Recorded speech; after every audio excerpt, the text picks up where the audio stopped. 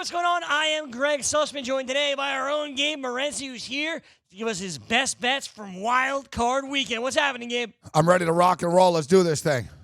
First game on the slate, it's the Buffalo Bills taking on the Houston Texans. Gabe, it's the one-time slot you did not want. The Raptors are in town facing the Nets. What are you going to do? Yeah, it's the first time this year that the Raptors actually come to the New York area, and of course, it has to be at the exact same time as the Buffalo Bills playoff game. The Raptors will be back to New York. I'm not so sure about when the Bills are going to be back to the playoffs when you consider they haven't won a playoff game since 1995. No surprise, Greg. We saw this coming. We knew that the Buffalo Bills and the Houston Texans were going to be the first ones up. It's the annual Houston Texan wildcard game, right? What I am surprised about is the fact that nobody wants to bet on the Houston Texans here. You know that the action is extremely one-sided when they move a home team to 2.5 as opposed to 3. They just can't find anybody who wants to bet on Houston. And I'm sure there's some Texan backers out there somewhere that are just waiting for the number to come down even more.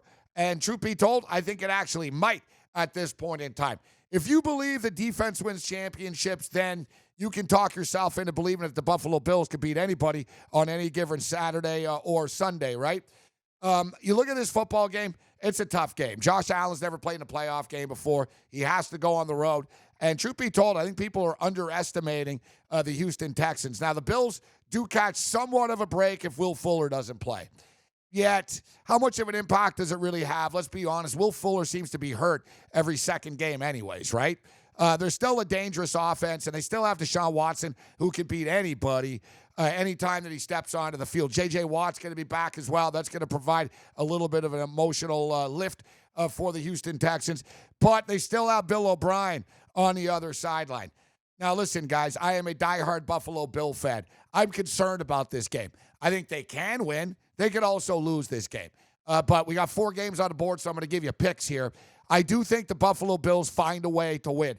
I think their defense will do enough to contain Deshaun Watson, and I think Josh Allen will do enough to make enough plays to win this football game for the Buffalo Bills. I actually think Devin Singletary is sort of a sleeper dark horse in this football game to have a couple of big plays and be a difference maker. So we're going to take the Buffalo Bills. But really the best bet in this game, guys, is the under. I don't understand this number. It got as high as 44. It's starting to come down a little bit. And if you like the under of this game, I think you should probably bet it like immediately. I think it's only going to continue to come down as people start to realize, why is the number so high in this football game? The Buffalo Bills guys are 12-4 to the under on the year, all right? The Bills played 16 games this year. Only one team scored more than 24 points on them. It's an incredible, it's an incredible stat. Baltimore got there, and the Patriots got there, and to 24. Philadelphia was the only team to actually go over 24. The Houston Texan defense is good as well. They played 9-7 to the under on the season, and they didn't care about the last game of the year. So let's just sort of throw that one out. It really could be 10-6 to the under. There were some late garbage points in a garbage game. So I really do like the under a lot here, guys. And what I really like a lot here in the playoffs is the quarterback rushing props, okay? You throw everything out the window right now. If a quarterback sees that he's able to pick up 7-8 yards, he's going to take it. He might not take that in the regular season. If it's week, if it's week 7, week 8, week 10, he's thinking, I'm not going to get drilled by a linebacker to pick up 6 yards right now in his regular season game. You see, think of all the famous quarterback moments in the playoffs, guys. John Elway laying it out there. Tom Brady. Hell, even Peyton Manning's had some big runs in the playoffs before. Josh Allen's prop is a little high in the 34.5 range. Let's go Deshaun Watson over 26.5, man. This kid can run. He's going to be ultra aggressive. And in his last 3 starts, he sailed over this number, 32 yards or more. 26.5 is a little light. I think Josh can get there, but there's no value at 34.5. There is value at 26.5 with Deshaun Watson. So, Greg, give me the Buffalo Bills plus the 2.5 points. Give me the under in this football game. And give me Deshaun Watson over 26.5 rushing yards. You knew it was coming ultimately with the Buffalo Bills plus 2.5, but the under is Gabe's favorite bet from this game. It's simply too high. It's a number that he expects to go down significantly by the time this game kicks off on Saturday afternoon. So get in on that under early before it happens, Gabe. Wild cards have really played to the under. Let's dig in here, guys. The last 2 years, wild card weekend, Greg, 6-2 to the under. And if you want to dig a little bit deeper, the last 28 wild card games, 20 of them have gone under the number. 27-1 to the under. Last 28 wild card games. Wild card weekend plays to the low side. Absolutely. Get the under in now. And also, Gabe likes Deshaun Watson over his rushing yards. Saturday night, after that battle between the Bills and Houston, you get New England and Tennessee. It feels like everybody's on Tennessee, and yet this number, it hasn't really moved. It's the Titans plus 5.5. Why is that? That's an interesting observation, actually, Greg, because you notice pretty much every handicapper, talk show host, fan on social media thinks that the Patriots are on the ropes. We've heard this before, right? That the Patriots are done. This is the end of the line for Tom Brady and Bill Belichick. No, but this time it's really different. This time it's really, really different. They're really on the ropes. Well, let me tell you, this time it really is different. They really are on the ropes. They are, all right? They're done. They're like Jason Garrett. They're done. It's just like as a matter of like how and when this goes down. It's the same thing. The New England Patriots aren't getting back to the Super Bowl, all right? And in fact, this might be Tom Brady's last game as a New England Patriot. Think about that, how crazy that sounds. But he is a free agent, guys, and he wants a lot of money. Things could take a turn real fast here. But I'm not ready to leave the Patriots for dead yet. It wouldn't surprise me if the Patriots won this football game. And how about this for Bill Belichick? 17-1 straight up in playoff games versus teams that he didn't play in the regular season. Ugh. They played Tennessee last year, not this year. But I'm a lot like a politician. I discount negative polls, and I tout positive polls. So that's a trend. Who cares about trends anyways, right? You know what I do care about? Let's break it down here. Who's got the better quarterback coming into this football game? At least who's played better football this year? Well, no one's played better football than Ryan Tannehill. The guy's 7-3 as a starter, and he's got the highest QB passer rating in the National Football League. They also have the leading rusher in the National Football League in Derrick Henry. And, they also have the leading wide receiver as far as rookies are concerned in A.J. Brown. And you know what they say, you're not a rookie after 8 games. You're not a rookie when you're playing in the playoffs right now. The Tennessee Titans have some skill. They've got some skill position players. They're going to be able to put some points on the board, guys. You know that the Titans have averaged since week 7 30 points a game? I don't think people realize, because you don't see the Titans, but they play very up-tempo. They throw the ball a lot now suddenly with Ryan Tannehill. But the thing is, Tannehill is 0-6 in his career at Foxborough. It is Ryan Tannehill versus Tom Brady on the road. But with all that being stated, I think the Titans are going to give them all that they can handle. And if there's anything more fitting than Winter Storm Henry that's on its way right now, because Derrick Henry is also on his way right now. Weather could be bad, actually. It looks like weather's getting worse right now. Rain, sort of wet snow. Not extremely cold, but it's going to be a really wet game, and it could be pretty windy as well. The Titans are going to be able to run the football with Derrick Henry, and I don't think the Patriots' offense is suddenly going to start lighting it up right now against this Titans D. The Patriots might survive this, Greg. I'm not giving you the money line. But if they do, they're not winning this football game by 6 points, and then they'll lose next week on the road. It wouldn't shock me if Tennessee wins this game outright. But we're here to make money, so give me the 5.5 points. As Gabe said on the morning after this week, the Titans come into this game with the better quarterback, better running back, better wide receiver. They are plus 5.5, but I get it. It's in Foxborough. And Mike Vrabel, Greg, not intimidated by Bill Belichick. Mike Vrabel has never coached under Belichick, guys. He's not one of these. You hear this often this week. Well, he's a member of the coaching tree. He's not. He played for them, all right? He was a player. He's his own man. He's never coached. And, in fact, he's actually coached with Bill O'Brien. He's never coached before with Bill Belichick, and he beat Bill Belichick. And who would know the inside outs more than the former captain of the defense, a guy that's won 3 Super Bowls, that's been in a pit with these guys? Vrabel's not intimidated going in there either, Greg. Vrabel's not intimidated, but I don't want to say he's better than Coach Bill Belichick. The weather's not going to be good, as you stated on Saturday night. Unless you're Vince Lombardi, it's hard to say you're better. Still a tough spot to play in. And even then, if he wasn't a cheater, then rename the trophy after him. But he's a cheater. For Ryan Tannehill on Saturday night, his playoff debut in Foxborough, it is not an easy spot to be in. But the Titans, right now, they're playing better. We'll see if they can get the job done, but they don't need to. They just need to cover 5.5. Let's move on to the first game on Sunday, Gabe. That's Minnesota and New Orleans. And you've been all over Mike Zimmer in non-divisional games. Mike Zimmer in the playoffs, the Saints. Everybody loves New Orleans in this one. You. Well, we all know what happens when everybody loves a side of a game. I'll tell you guys right now, you don't even need to watch my videos, all right?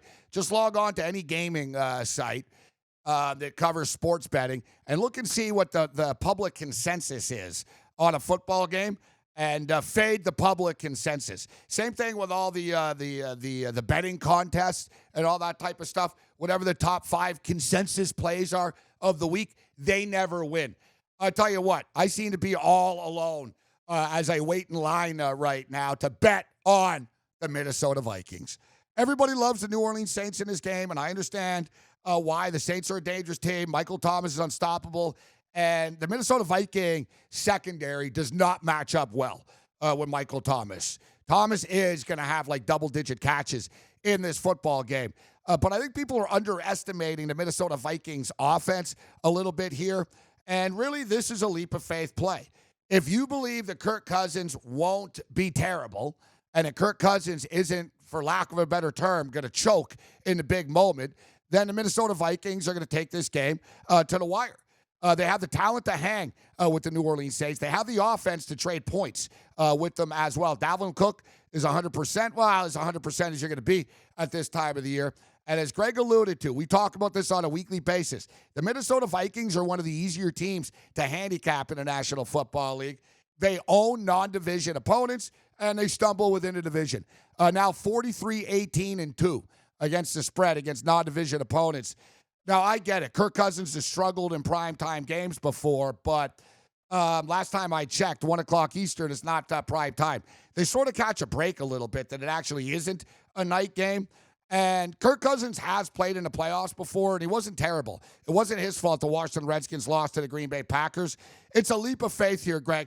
In Cousins, I trust. Give me the Minnesota Vikings plus 7.5 points as, you know what? I'll be the silent minority in this. Give me the points. You like that? You like that? Come on, Kirk. Get it done. We're going to get it done in a high-scoring game. It's going to be a track meet. Vikings cover. It'll be a fun one down in the Superdome this week in New Orleans. We're not talking about Clemson and LSU. We're chatting about New Orleans Saints taking on the Minnesota Vikings. Kirk Cousins tries to pull off what Case Keenum did and beat the Saints in the playoffs. One final game to get to. It's the final game of Wild Card Weekend. It's the Philadelphia Eagles at home taking on the Seattle Seahawks. This is a pretty evenly matched game. The offensive line for Philly's beat up. The wide receivers are beat up. The running backs are beat up. The defense has always stunk. You got to like the Seahawks, right, Gabe? You know what? It's hard really not to respect what the Philadelphia Eagles managed to do. Now, listen, they dig themselves a hole all the time. You know, the Eagles, Greg, they're like a gambler that starts off the night like 1-4. Every night you're like, oh, my God, I'm in a lot of trouble. I just lost a lot of money. And then they always scrap back. And at the end of the night, they're like, no, I hit a parlay late, and I actually came out just a little bit ahead. That's the Philadelphia Eagles for you. Their record in these elimination games is unbelievable under Doug Peterson. But now they're facing a guy that also has some unbelievable records. But I do tip my cap to the Philadelphia Eagles. Their fan base is psychotic. It's not going to be an easy environment for Seattle to go into. But let's go through a couple of the pros here for Seattle. Number one, they catch a break, guys. This game is at 4:40 Eastern time. And what does 4:40 Eastern time mean? I don't know. That means like 6:18 kickoff, I guess. But you get where I'm going with this. Seattle's a West Coast team. They're playing in the latest possible start here on Sunday at 4:40. So for them, the East Coast thing is not really a factor. And in fact, though, Seattle's actually been very good on the East Coast. And in a weird anomaly, we always hear about the 12 man and stuff, but the fact of the matter is, guys, the Seattle Seahawks are 7-1 on the road this year. All right, they're 7-1 on the road. In fact, they have a better road record than the Philadelphia Eagles do home record. Let's dig in a little bit deeper right now. And listen, Carson Wentz has something to prove. He's played good football over the last couple of weeks. He got his team into the playoffs, and we give him props for that. They also played some pretty horrible freaking football teams down the stretch. Seattle don't have any running backs, and I'm not big on Marshawn Lynch, all right? It's more of a publicity stunt more than anything right now. But Marshawn should be a little bit better now that he's got a game under his belt. And the fact of the matter is, I also like that you can't run on Philadelphia. I don't think it matters. Like, honestly, I don't think it matters who the running back. If Carson was there, I still don't think he would have a lot of success. Philadelphia is just that good against the run. But you can throw on them. That's no secret. As long as Seattle's play callers get out of the way and let Russell Wilson do his thing, run around, make some plays, he should be able to pick apart this secondary, Greg. I like Seattle in this game. Let's dig in deeper to some of the numbers here. And I don't know if it's just me, Greg, but it seems like every week we're talking about Russell Wilson. I'm like, hey, he's never lost to this team. Everyone's like, yeah, Russell Wilson's never lost to this team. He's never lost to that team. Well, Russell Wilson's 4-0 in his career against the Eagles, including, they just played last month. All right, it was late November. They actually they went in there and got a 17-12 road win. The Seahawks are also 5-1 against the spread in their last 6 wild card games. They're 5-1 against the spread in their last 6 road playoff games as well. The Seahawks are battle tested, and it's going to be a fun football game. Carson Wentz is going to make some plays, but I think ultimately a turnover or two will be the difference, and I expect Wentz to turn it over more than Russell Wilson. In Wilson, I trust. Give me the Seahawks. Money line. Russell Wilson never lost to the Philadelphia Eagles, as Gabe said, and the play callers just have to stay out of his way. That means we're talking to you, Brian Schottenheimer. Last year, Seattle got down to Dallas. It was very, very tough for them to be able to come back because all they did was run the football. Now, as Gabe mentioned, they don't have any running backs, so hopefully they can't do that. They leave it in the hands of Russell Wilson, their playmaker. Get it to DK Metcalf, get it to Tyler Lockett, get it to Jacob Hollister, for God's sakes, and just make sure he's leading your team to victory. Russell Wilson, money line this weekend. That's going to do it for us here in the FanDuel Hurry Up. For Gabe Morency, I am Greg Sussman. Thanks so much for watching. Good luck, Wild Card Weekend, and we'll see you right back here next Friday to preview the divisional weekend around the NFL.